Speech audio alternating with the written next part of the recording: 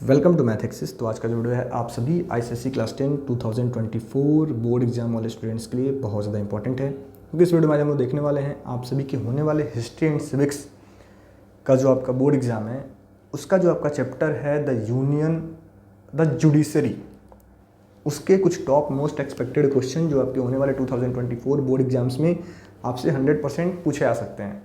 साथ ही साथ मैं आपको बताना चाहूँगा कि हमारे इस चैनल पे हिस्ट्री एंड सिविक्स के सभी चैप्टर्स के इंपॉर्टेंट क्वेश्चंस आपके साथ डिस्कस किए जा रहे हैं, जिनका लिंक वीडियो का डिस्क्रिप्शन में दिया गया है। आप जाकर उनको एक बार ज़रूर देखें, क्योंकि जो ये क्वेश्चंस हैं ये आपके एग्जाम्स में आने के 100% चांसेस हैं। ठीक है, तो आइए अपने हम लोग वीडियो को स्टार्ट करते हैं। और हमारा जो आज का वीडियो है इसमें हम लोग supreme court, high court and the sub ordinate courts तीनों के ही इंपॉर्टेंट क्वेश्चंस आपके साथ डिस्कस करने वाले हैं। देखो, तो पहला हमसे क्वेश्चन पूछा गया कि name the courts that are empowered to issue rights for the enforcement of fundamental right. तो ये कौन सा कोर्ट है आपका? The supreme court and the high courts. दो कोर्ट्स हैं, कौन कौन से? तो हमारा सुप्रीम कोर्ट है, supreme court and high court, दोनों को ही पावर है कि वो फंडामेंटल राइट के इन्फोर्समेंट के लिए ऑर्डर दे सकते हैं।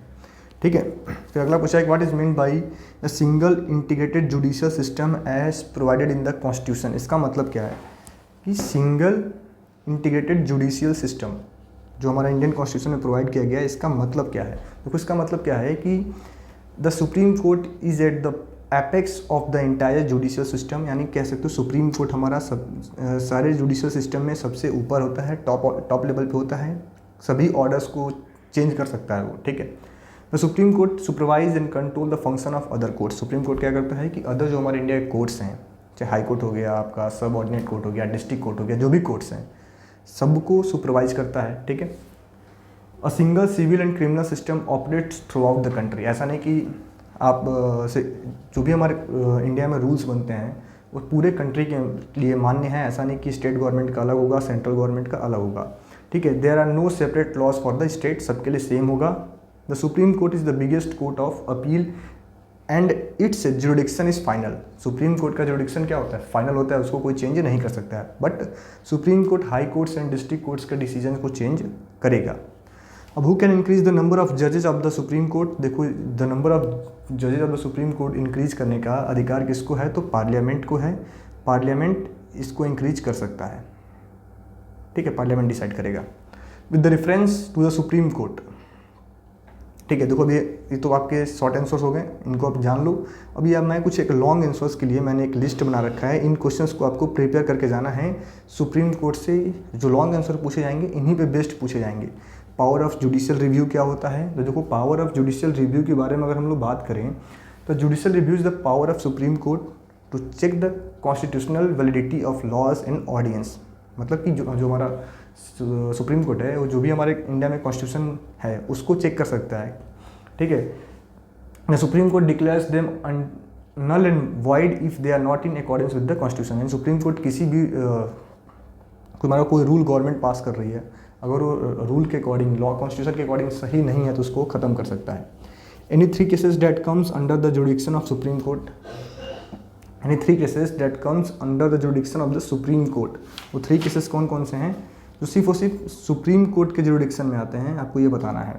ठीक है, under the original jurisdiction of supreme court. यहाँ पे मैंने एक वर्ड मेरा छूट गया है, अंडर द ओरिजिनल, यहाँ लिख लेंगे आप, original jurisdiction of the supreme court, जिन पे सिर्फ और सिर्फ सुप्रीम कोर्ट का ही हक है। वो कौन सा है? Supreme court has the original जुडिक्शन in all disputes between the union and state. Union and states के बीच में कोई भी डिस्प्यूट्स है तो उसको कौन टैकल करेगा, कौन देखेगा? तो सुप्रीम कोर्ट देखता है। Protection of fundamental right supreme court के अकॉर्डिंग है। Transfer of cases from lower court, जो भी लोअर कोर्ट से केसेस आएंगे उनको कौन देखेगा? सुप्रीम कोर्ट देखेगा। ठीक है, final interpretation of the constitution ये कौन करता है? तो सुप्रीम कोर्ट करता है। तो कुछ इंपॉर्टेंट पॉइंट्स आप इनको पढ़ लेंगे। ठीक है, फिर supreme court as a court of record. As a court of record supreme court का क्या मतलब है ये आपको बताना है। तो देखो, जो भी सुप्रीम कोर्ट के डिसीजंस होते हैं, प्रोसीडिंग होती है, issued by supreme court are duly printed, preserved and kept as record. जो भी सुप्रीम कोर्ट के डिसीजंस होते हैं ना, उनको हम लोग रिकॉर्ड के फॉर्म में रख रहे होते हैं। The judgment have a reference value. जो उनका जजमेंट होता है उसको आप किसी भी केस, अदर केसेस में रेफरेंस वैल्यू के जैसे यूज कर सकते हो। They are not to be question on being produced before any court. The high court and other lower courts are expected to decide cases in light of judgment taken by the supreme court. जो high court और जज district court होते हैं वो क्या करते हैं, जो भी अपने केसेस का डिसीजन लेते हैं वो किस पे बेस्ड पे लेते हैं कि मानो कोई केस, सेम कैटेगरी का केस अगर सुप्रीम कोर्ट में चल रहा हो, उसका जो जजमेंट आया हो उसके अकॉर्डिंग आपके high court and district courts अपना जजमेंट दे रहे होते हैं। ठीक है, तो ये आपका कोर्ट ऑफ रिकॉर्ड आपको पता होना चाहिए। Qualification of the supreme court जज, सुप्रीम कोर्ट का जज बनने का क्या क्वालिफिकेशन है ये आपको 100% पता होना चाहिए। इससे क्वेश्चन पूछे के जाने के मैक्सिमम चांसेस हैं। अब सुप्रीम कोर्ट के जज को अपॉइंट कौन करता है, उनको ऑथ कौन दिला रहा होता है, ये सब भी आपको अच्छे से देख लेना है। ठीक है, तो ये सब अगर आप कर लेते हो तो मैं मतलब ऐसा हम लोग मान चलते हैं कि सुप्रीम कोर्ट के जो मैक्सिमम क्वेश्चन आपसे पूछे जा सकते हैं वो कवर हो जाएंगे अगर आप मेरे द्वारा बताए गए सभी पॉइंट्स को एक बार अच्छे से कवर कर लेना। फिर अगर आपके पास टाइम बचता है तो अपना आपके बुक के अकॉर्डिंग जो कुछ भी आपको दिया गया आप उसको लर्न कर सकते हैं और PYQs आप प्रैक्टिस कर सकते हैं। ठीक है, देन अब आपका अगला जो हमारा सेक्शन है इसी में the high court and the sub ordinate courts, इसके बारे में हम लोग देखेंगे। The high court and the sub ordinate courts, ठीक है, ये भी हमारा है, इससे भी क्वेश्चंस पूछे जाएंगे। तो इसके क्या इंपॉर्टेंट क्वेश्चन है कि पहला है स्टेट द एडवांटेज ऑफ लोक अदालत। लोक अदालत का क्या एडवांटेज है ये आपको बताना है।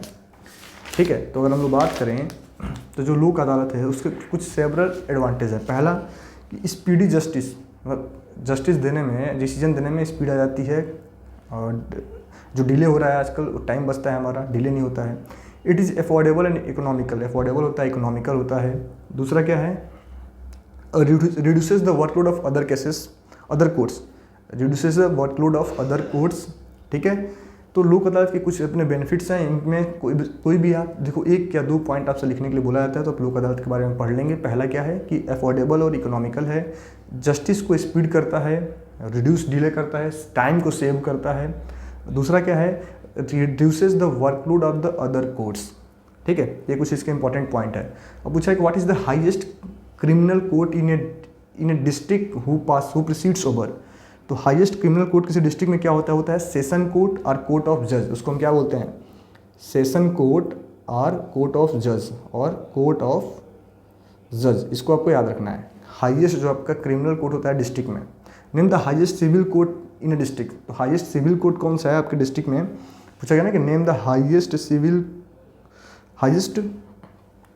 कोर्ट इन ए डिस्ट्रिक्ट, तो कोर्ट ऑफ डिस्ट्रिक्ट जज, उसको क्या बोला गया, कोर्ट ऑफ डिस्ट्रिक्ट जज, कोर्ट ऑफ डिस्ट्रिक्ट जज, ये सबसे बड़ा सिविल कोर्ट होता है, सिविल कोर्ट होता है। ठीक है, ये आपका क्रिमिनल कोर्ट कौन सा होता है, तो session are court of session जज, session court are court of जज। ठीक है, क्या उसका नाम है, दोबारा मैं इसको बता दूं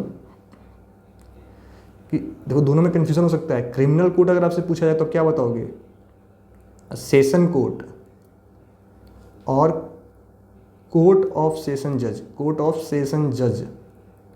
ठीक है, अगर आपसे सिविल कोर्ट के बारे में पूछा जाए डिस्ट्रिक्ट में तो क्या बताओगे, कोर्ट ऑफ डिस्ट्रिक्ट जज, कोर्ट ऑफ डिस्ट्रिक्ट जज। ठीक है, देन लॉन्ग आंसर के लिए अब आपको क्या पढ़ना है, तो appointment and qualification of the जज ऑफ हाई कोर्ट, ये आपको अच्छे से पता होना चाहिए कि जज ऑफ हाई कोर्ट को कौन अपॉइंट करता है, उसके लिए क्वालिफिकेशन क्या है, उनका ऑथ कौन दिलाता है। फिर अगला क्वेश्चन आपको क्या प्रिपेयर करना है, explain briefly the term court of record of high with reference to high court. High court में जो कोर्ट ऑफ रिकॉर्ड होता है उसका मतलब क्या है, जैसे हमने अभी सुप्रीम कोर्ट में आपके साथ डिस्कस किया कि जो भी सुप्रीम कोर्ट के जजमेंट होते हैं उनको रिकॉर्ड के फॉर्म में रखा जाता है, सेम ऐसा ही हाई कोर्ट का भी होता है। इसके बारे में आप लोग एक बार पढ़ लेंगे। ठीक है, देन अगला हमारा है हाई कोर्ट के बारे में, उसका अपील और जुडिक्शन क्या होता है और जुडिशियल रिव्यू क्या है हाई कोर्ट का। ये कुछ पॉइंट्स हैं जो आपको लॉन्ग आंसर में प्रिपेयर करना है। देखो मेरे द्वारा बताए गए इन सभी पॉइंट्स को आप पहले प्रिपेयर करो, उसके बाद आपको टाइम बचता है तो बाकी अदर पॉइंट्स को प्रिपेयर कर सकते हैं। Thank you.